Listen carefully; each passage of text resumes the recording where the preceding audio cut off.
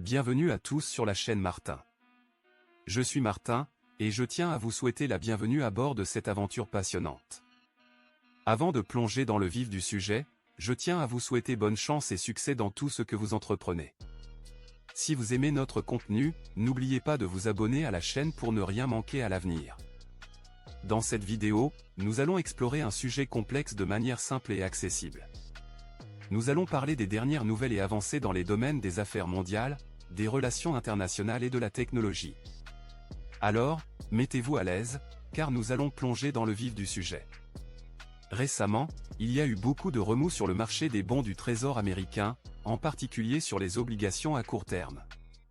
Tout cela est lié aux préoccupations croissantes des investisseurs concernant une éventuelle augmentation des taux d'intérêt de la Réserve fédérale plus tard cette année. Cela a provoqué une vente importante et généralisée des bons du Trésor américain. Pour mieux comprendre, sachez que les prix des bons du Trésor américain varient inversement par rapport au rendement.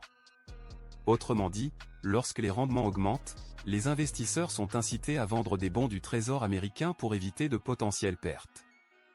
Une récente publication du département du Trésor américain a révélé que les investisseurs étrangers ont considérablement réduit leurs achats de bons du Trésor américain au cours des 3 dernières semaines.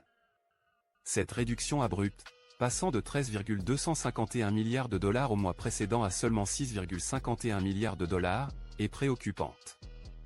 De plus, Moody's a récemment indiqué que le volume cumulatif des défauts de paiement de la dette d'entreprise américaine en 2023 pourrait dépasser les niveaux de l'année précédente. Cette augmentation des coûts d'emprunt accentue le risque imminent de défaut sur la dette d'entreprise américaine, ce qui pourrait plonger l'économie américaine dans une récession prématurée. Ajoutons à cela les inquiétudes croissantes exprimées par les banques américaines, qui ont averti que nous pourrions assister à près de 1 billion de dollars de défauts de paiement sur la dette d'entreprise. Au cours des dernières semaines, les sorties de dépôts bancaires ont atteint des niveaux jamais vus depuis la chute de la Silicon Valley Bank, ce qui renforce encore ces inquiétudes. De plus, selon les estimations de Morgan Stanley, le Trésor américain pourrait être contraint d'émettre de nouvelles dettes d'une valeur de près de 20 billions de dollars pour équilibrer les dépenses et répondre au paiement d'intérêts à tous les créanciers.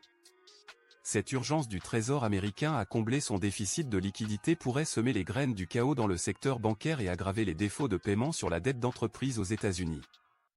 Actuellement, le Trésor américain se trouve dans une situation de liquidité difficile, ce qui pourrait accélérer la vente de bons du Trésor américain par les banques centrales du monde entier.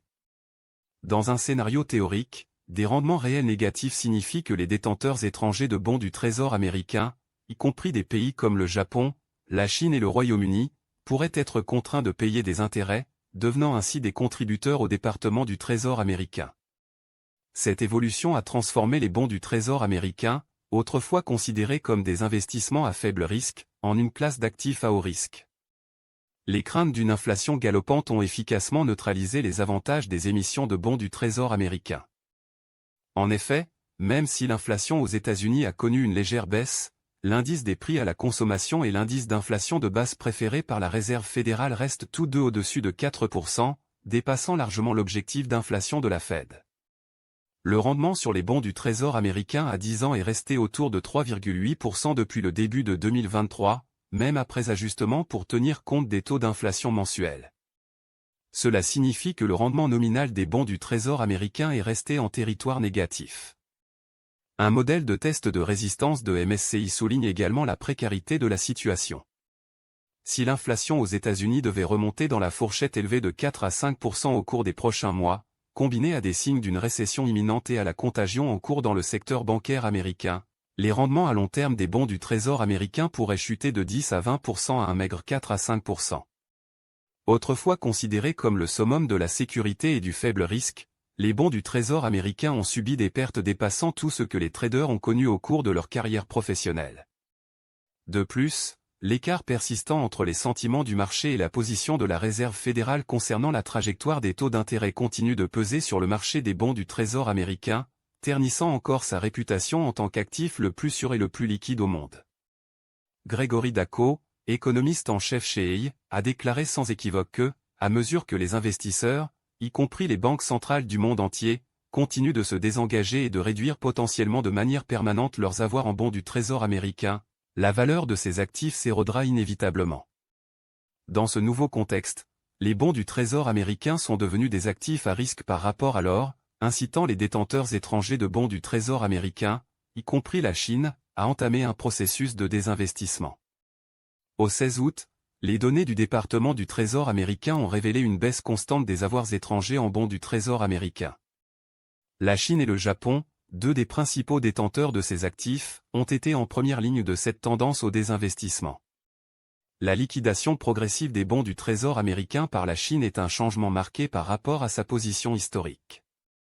En juin, les avoirs de la Chine en bons du Trésor américain sont tombés à 835,4 milliards de dollars, leur plus bas niveau depuis 2009.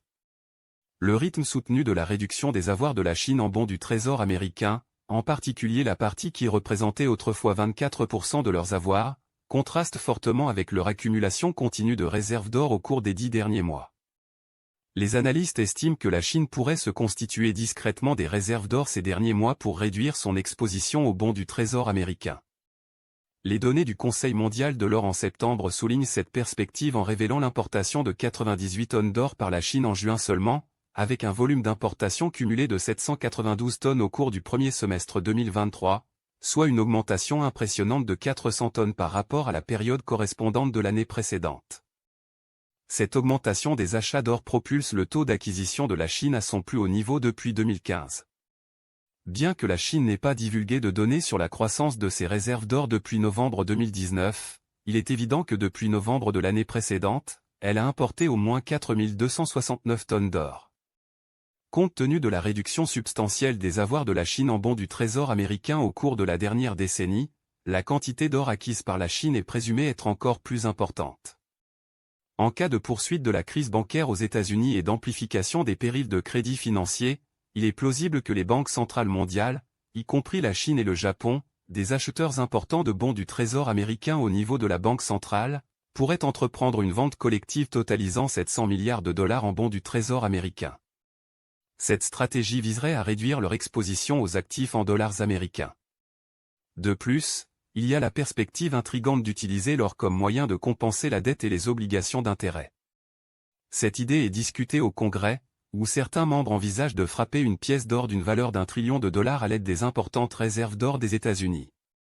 L'intention derrière cette initiative serait de déposer la pièce à la Réserve fédérale, facilitant ainsi le paiement de la dette et des intérêts dus aux créanciers étrangers, la Chine étant l'un d'entre eux.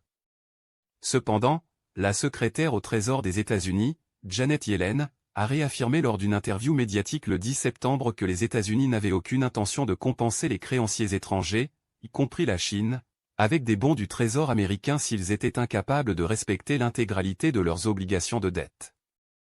Nous apprécions votre attention et accordons de la valeur à vos points de vue.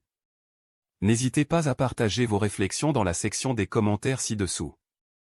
Si vous avez trouvé ce contenu informatif, n'oubliez pas de vous abonner et d'activer les notifications pour des contenus similaires à l'avenir. Jusqu'à la prochaine fois.